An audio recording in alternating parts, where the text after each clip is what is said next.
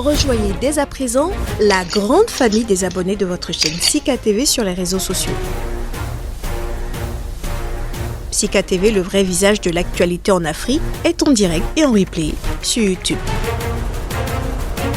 Abonnez-vous et cliquez sur la cloche de notification pour ne rien rater. Nous sommes également présents sur Facebook et sur Twitter.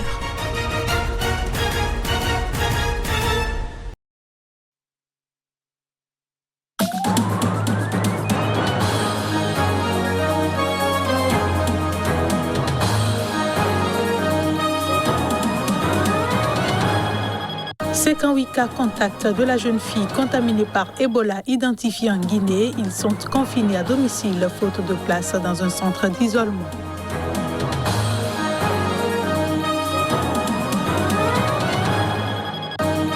Un an après le coup d'État du 18 août au Mali, le pessimisme règne toujours. Le président de la transition a réaffirmé son engagement à tenir des élections transparentes. On en parle dans un instant. Et puis l'incendie dans le nord du Maroc, totalement maîtrisé ce mercredi après 5 jours. Une enquête a été ouverte pour en déterminer les causes.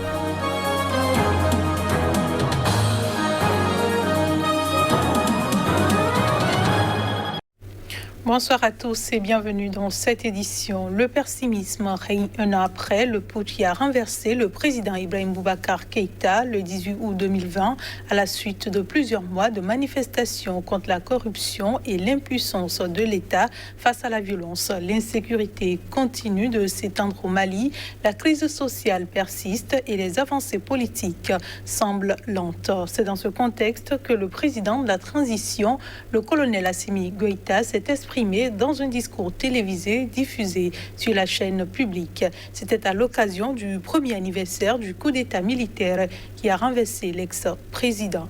Goïta a réaffirmé son engagement à tenir des élections transparentes aux résultats incontestables. On le suit. Ce qui s'est produit le 18 août est un aboutissement. L'effondrement de l'État survenu le 22 mars aurait dû être suivi d'un sursaut patriotique. En lieu et place, suffit une gestion dont l'une des conséquences majeures fut la déliquescence de la gouvernance. Des hommes et des femmes se sont retrouvés pour exprimer leur volonté de rupture et de changement. Le peuple a répondu massivement à l'appel. L'armée nationale, votre armée, ne pouvait rester dans l'attentisme.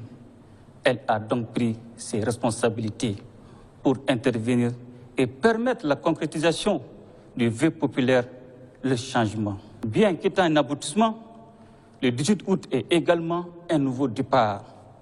Un chantier gigantesque nous interpelle.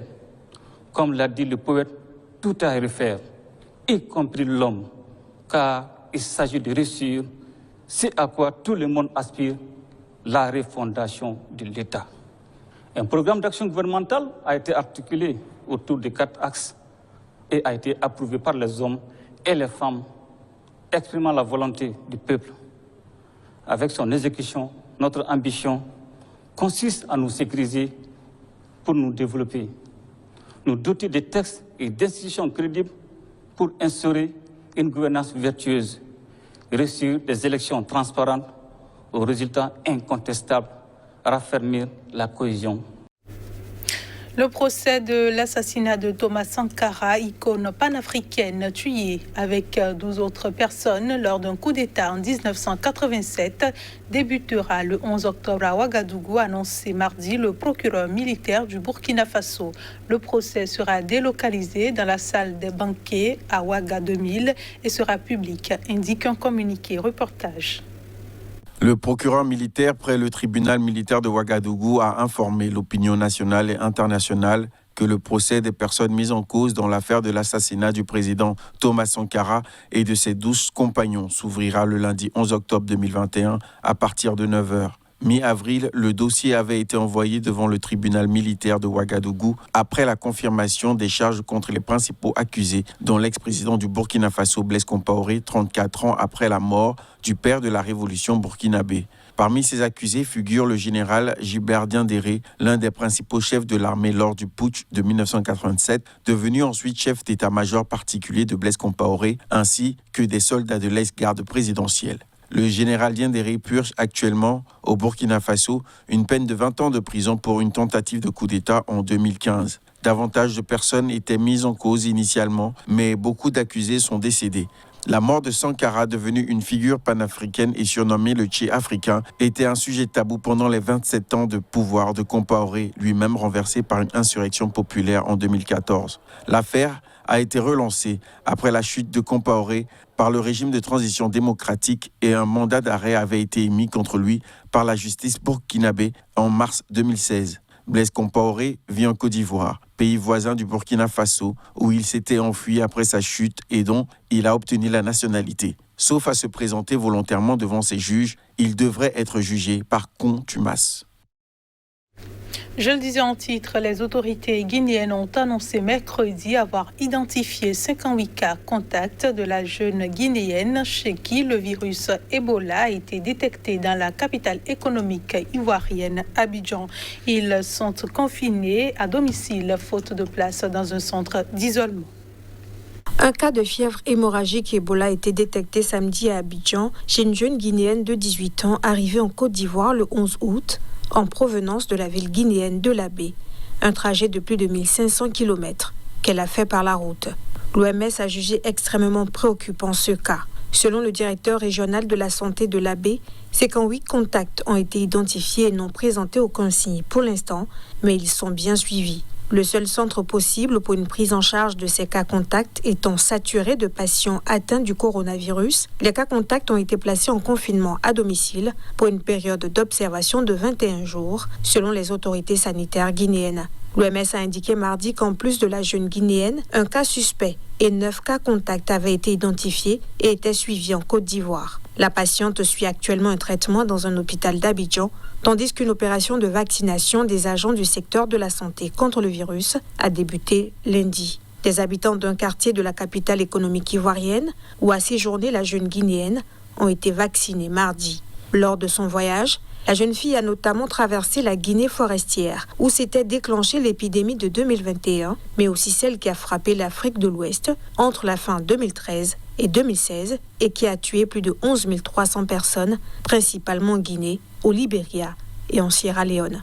Un bilan sous-évalué de l'aveu même de l'Organisation mondiale de la santé. L'armée congolaise a assuré mercredi avoir pris, après plusieurs jours de combat, le contrôle des derniers bastions d'une coalition rebelle dans les hauts plateaux du Sud Kivu, c'est dans l'est de la République démocratique du Congo. Les précisions. En territoire Fizi, l'armée congolaise annonce avoir récupéré tous les villages jadis occupés par les rebelles, y compris les derniers bastions de ces groupes armés dirigés par le colonel déserteur Michel Rukondo, alias Makanika. Parmi ces villages figurent Maranvia, Shakira, Maramara et Kamambo, tombés aux mains des phares d'essai entre samedi et lundi, après d'intenses combats, a précisé le capitaine Dieudonné Kassereka, porte-parole de l'armée dans la région, ajoutant que le calme était revenu sur le terrain.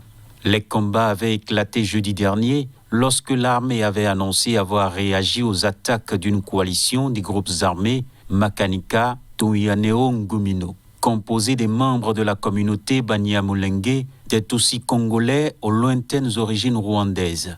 L'armée n'a pas diffusé de nouveaux bilans de ces combats. Elle l'établissait samedi à 18 miliciens et 7 militaires tués, 48 rebelles et 8 militaires blessés.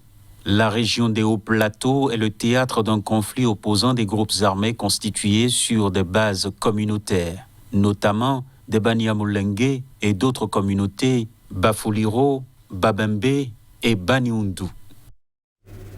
Le second tour de l'élection présidentielle a à nouveau reporté à Sao Tomé et Principe. Ce mardi, le Parlement du petit archipel a voté une loi d'exception pour que le scrutin se déroule le 5 septembre prochain.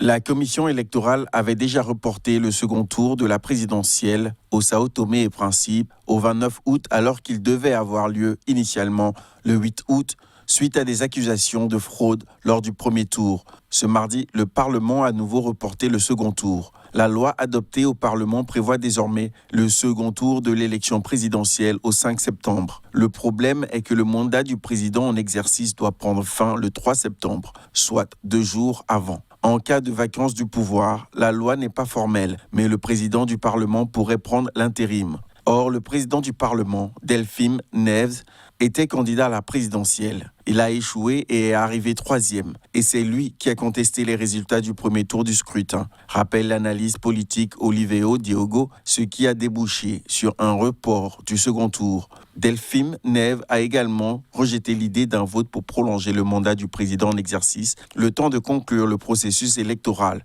L'analyste rappelle que la Constitution ne permettrait à Delphine Neves de traiter que les affaires courantes s'il devenait président par intérim. Et puis les pompiers ont réussi mercredi à maîtriser totalement l'incendie qui a ravagé en 5 jours plus de 1000 hectares d'une forêt dans le nord du Maroc. Une enquête a été ouverte pour déterminer les causes de l'incendie. Les détails. Des centaines de personnes, dont des pompiers et des militaires, appuyés par 4 avions bombardiers d'eau et 4 avions turbotrush, ont été mobilisés contre l'incendie qui s'était déclaré dans une forêt près de la ville touristique de Chefchaouen au nord.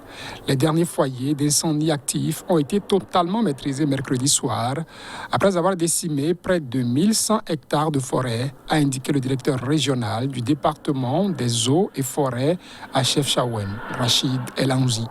Une enquête a été ouverte pour déterminer les causes de l'incendie qui n'a fait aucune victime humaine.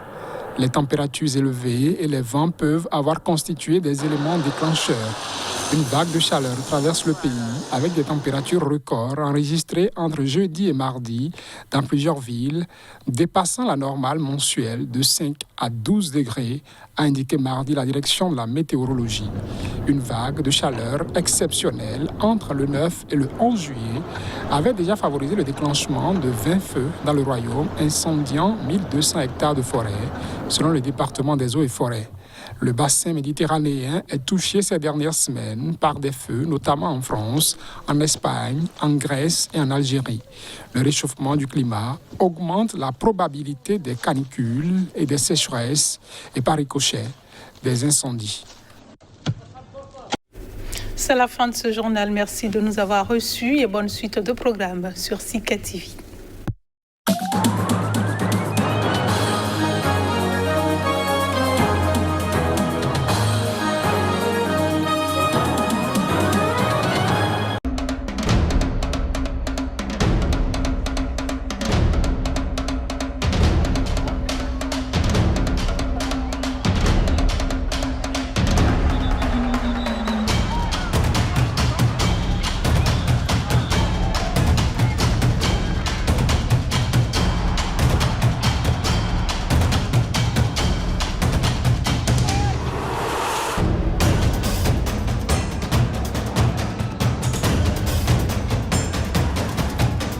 If they want to get you, they'll get you.